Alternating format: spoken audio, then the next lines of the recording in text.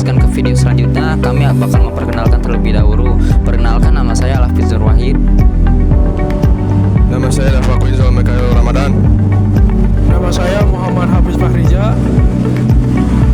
Perkenalkan, nama saya Rafkar Fadilah. Perkenalkan, nama saya Mas Riki Harja. Dan perkenalkan, nama saya Silpa Weronisa. Kita lihat bagaimana dan penjelasannya di next video.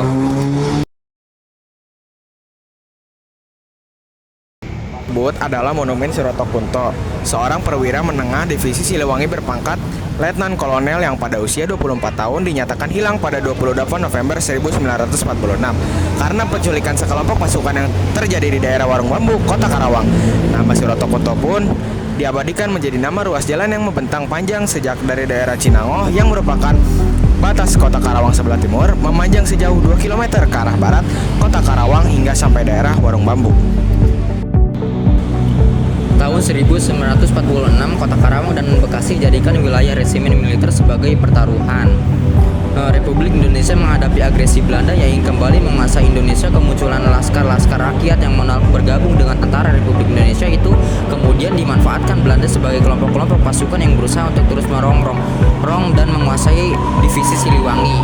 Menurut penuturan Kapten Suwarjono Surjaningrat, sehari sebelum dilaksanakannya gencatan senjata dengan Belanda, Letkol Suroto Kunto bersama 3 orang stafnya melakukan inspeksi pasukan ke daerah Cibarusa di selatan Kota Bekasi.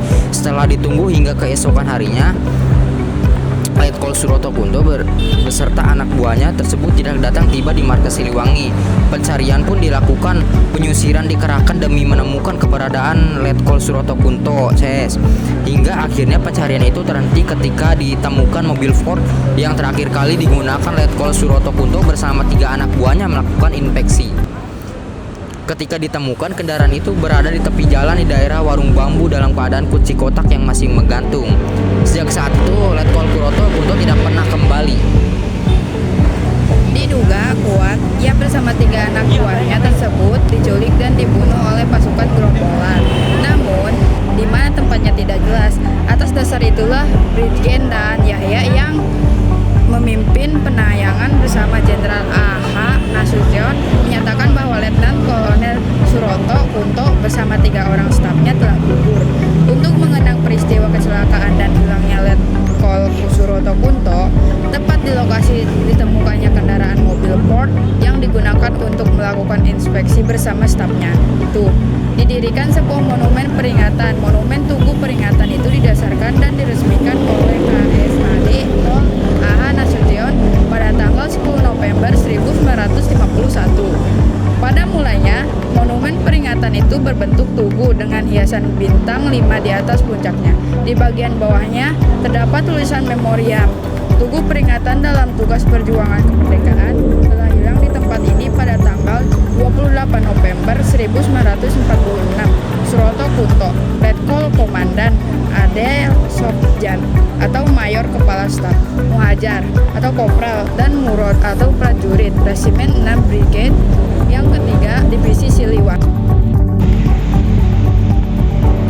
Setelah lebih dari setengah abad, monumen peringatan tersebut dibongkar. Pada tahun 2008 dibangun monumen peringatan baru berbentuk patung prajurit berwarna kuning keemasan dalam posisi siap tempur dengan ekspresi yang merendang. Pada hari Minggu tanggal 18 Mei 1980, Prajurit Siliwangi melakukan upacara pemakaman syarat dengan cara menggali tanah di lokasi hilangnya Letkol Suroto Kunto. Tanah galian tersebut untuk kemudian dibawa dan dimakamkan di Taman Makam Pahlawan Cikutra, Bandung. Saya akan melanjutkan penjelasannya. Tepat pada tengah hari ketika matahari dan udara panas Kota Karawang membakar tubuh, saya pun tiba di alun-alun Kota Karawang. Peluh mulai berkeliaran dan pada terasa kesemutan akibat diguncang-guncang selama perjalanan Bandung dan Karawang dengan menunggaki sepeda motor. Selanjutnya akan dilanjutkan oleh Dafa.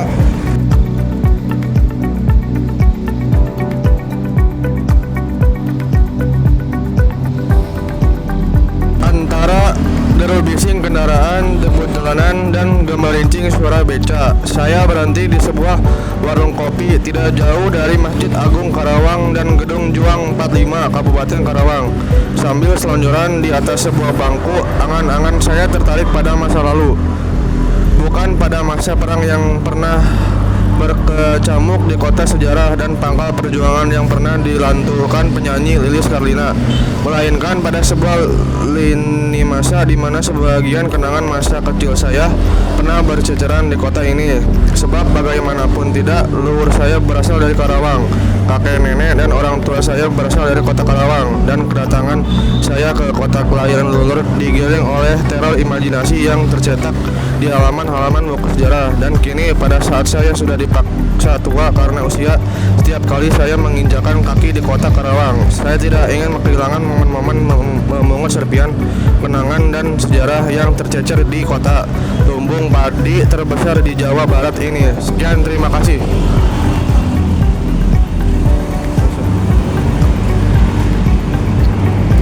Letkol Suroto Kunto bersama stafnya Mayor Adel Sofyan dan pengawalnya Kopral Muhajar beserta sang sopir prajurit Murad hilang di warung bambu pada 28 November 1946 malam hari. Sejarawan Karawang, Sukarman, menceritakan kronologi hilangnya sang komandan resimen kala itu 27 November 1946 malam. Letkol Suroto Kunto bersama staf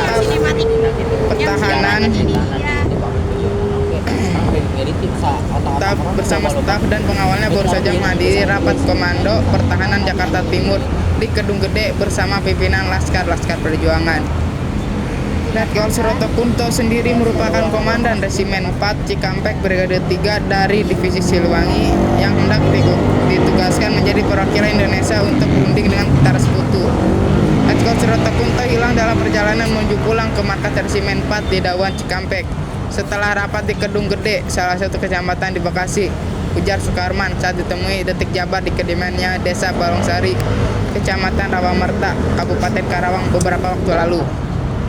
Setelah hilangnya Letkol Suroto Kunto, Panglima Divisi Siliwangi Kolonel Nasution menunjuk Mayor Sadikin dan Mayor Dr. Sudowo untuk melanjutkan perundingan. Akibat hilangnya Letkol Suroto Kunto dan Mayor Adel Sofyan, Panglima Divisi Siliwangi kemudian mengangkat Mayor Sadikin sebagai komandan dan Mayor Dr. Sudowo sebagai kepala staf untuk melanjutkan perundingan bersama sekutu, kata dia. Mayor Sadikin dan Mayor Dr. Eri Sudowo ditunjuk mengepalai delegasi Indonesia yang dibantu Kapten Suwarjono dan Kapten Salam dari staf resimen untuk berunding. Hasil dari perundingan itu menentukan tengah-tengah antara Bekasi dan Tambun sebagai batas dan ditentukannya garis demarkasi baru yang berbujur dari utara ke selatan sebagai basis pertahanan dengan dibentuk batalion baru di bawah pimpinan Mayor Darsono, sehingga seluruh kekuatan tentara yang ada di Jawa Barat menjadi 13 resimen, ungkap Sukarman. Dijelaskan Sukarman sambil melanjutkan program reorganisasi bersama sekutu. Mayor Sadikin yang sudah dinaikkan pangkatnya menjadi letkol setelah menjabat sebagai komandan resimen Cikampek. Ia kemudian memerintahkan semua unsur resimen Cikampek mencari Letnan Kolonel Suroto Kunto dan rombongannya yang hilang, kemudian diduga diculik oleh Laskar Rakyat. Mayor Sadikin memimpin pencarian Letkol Suroto Kunto, tapi hasilnya negatif. Ia dan beberapa orang perwira sudah menduga bahwa penculikan Letnan Suroto Kunto dan rombongan itu kemungkinan besar dilakukan oleh Laskar Rakyat Jakarta Raya, ucapnya. Dugaan itu muncul penculikan Letkol Suroto Kunto oleh Laskar. Alasan Laskar Rakyat menghilangkan Letkol Suroto Kunto sendiri dikarenakan tidak setuju adanya rencana perundingan dengan pihak musuh atau sekutu. Dikarenakan mereka tidak setuju dengan perundingan bersama musuh, jadi ya musuh harus dilawan bukan harus berunding. Selain itu juga mereka beraliran kiri yang selalu melakukan oposisi terhadap pemerintah, pungkasnya.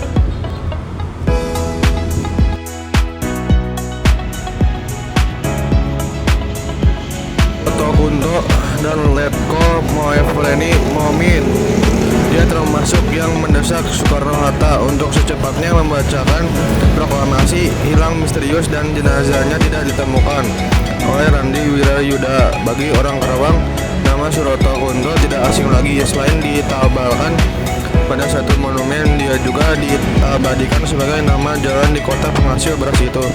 Namun tak banyak orang mengetahuinya. Yang jelas sejarah mencatat bahwa pemuda yang hidup di era revolusi itu ternyata memiliki banyak peran dalam peristiwa proklamasi 17 Agustus 1945. Suroto menganyam pendidikan AMSB di zaman Hindia Belanda. Ketika Jepang datang, ia melanjutkan ke Ika Daigaku. Ia tak menuntaskan pendidikan kedokteran itu karena menolak digunduli sebagai syarat menjadi dokter di era kekuasaan militer Jepang. Yudi Latif dalam Indonesia Muslim Integrentasia and Power menyebutkan Suroto bersama Bagja Niti Wirja, Bahru Merangkuti, M. Sasarwani, Siti Rahmah, Jajadiningrat, Anwar Harjono, Karim Halim, serta Janmar Ajam lantas memimpin kelompok pemuda sekolah tinggi Islam. Mereka salah satu kelompok pemuda yang kemudian mendesak proklamasi segera dilakukan Soekarno. Suroto juga ikut dalam perundingan dengan kelompok pemuda lainnya di laboratorium bakteriologi Cikini di samping Universitas Bung Karno. Pada petang selepas berbuka puasa pada 15 Agustus 1945, Irna Hadi Sulito dalam Hoirul Saleh, tokoh kontroversial, menuliskan rapat yang dipimpin Hoirul Saleh tersebut membahas strategi untuk menghadapi golongan tua Soekarno dan Muhammad Hatta. Sebagai pemuda radikal, mereka tidak ingin kemerdekaan dicapai dalam kerangka Panitia Persiapan Kemerdekaan Indonesia (PPK) karena dianggap berbau Jepang. Pasca rapat, 4 pemuda kemudian diutus untuk menyambangi Soekarno di kedalamannya. Malam itu juga mereka serentak menyatakan kesepakatan. Mereka sekarang juga 4 pemuda diutus menghadap Bung Karno, Suroto Kunto, Ahmad Adit, kemudian dikenal dengan nama DN Aidit, Surbadio, Sastrotomo, dan Wikana. Kap Julus Pon dalam gerakan 30 September, pelaku pahlawan dan petualang. Di situ pula kemudian muncul drama antara Wikana dan Bung Karno saat pemuda keempat asal Sumedang itu mengertak Soekarno dengan marah. Si Bung lalu berteriak, "Set aku ke pojok sana, bunuh aku mamanya juga, tidak usah menunggu sampai besok." Jadi karena pun meleleh, gagal mendesak Soekarno Hatta untuk memproklamirkan kemerdekaan segera mungkin. Keesokannya para pemuda radikal itu menculik keduanya ke Rengas-Dengklok. Belakangan diketahui penculikan itu ternyata diotaki oleh Hoirul Saleh dan Suwarni. Akhirnya proklamasi tercetus pada 17 Agustus 1945 di Penggawasan Timur 56 Jakarta bersama ratusan pemuda lainnya. Suroto hadir sebagai saksi hidup kelahiran bayi Indonesia. Selanjutnya ia terjun dalam kancah revolusi sebagai tentara Republik.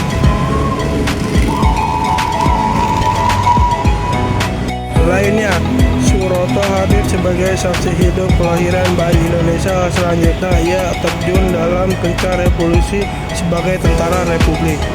Di TKR, Tentara Keamanan Rakyat, karir Suroto termasuk Moncer setelah tempat menjadi bawahan Letnan Kolonel Motrensi Momin, Komandan Resimen 7 Jakarta Raja yang kemudian berubah jadi Resimen Cikampek.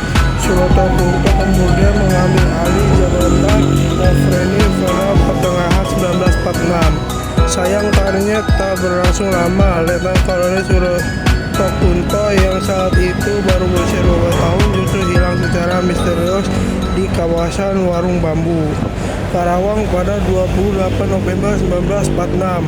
Diduga kuat Suroto Kunto beserta kepala stafnya Mayor Adel Sofyana serta 2 pegawainya Kopral Muhajar dan Mourad diculik dan dibunuh oleh salah satu kelompok Leskar.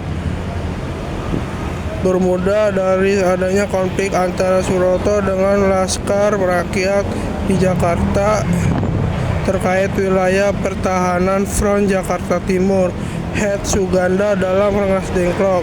Revolusi dan peristiwa 16 Agustus 1945 mengungkapkan dalam suatu penelitian di Bekasi meminta kepada TKR agar daerah dekat stasiun Karawang diserahkan kepada LRDR.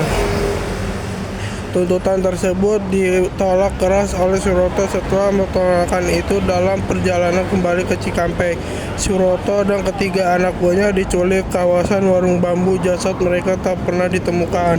Hanya tersisa satu mobil Ford yang sebelum mereka kendarai teronggok di tepi Jalan Raya Karawang Cikampek.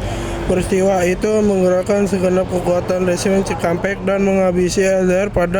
Menurut sejarawan Robert B. Cribb, aksi itu belum tentu didalami oleh LRDR, namun bisa jadi itu adalah intelijen Belanda untuk mengerus secara perlahan kekuatan Republik. Saya pikir bukan suatu hal yang mustahil jika intelijen Belanda bermain dalam konflik TKR-LDR. Mereka memang berkepentingan dengan itu, ujar sejarawan asal Australia yang mendalami tema Revolusi Indonesia tersebut kepada Historia.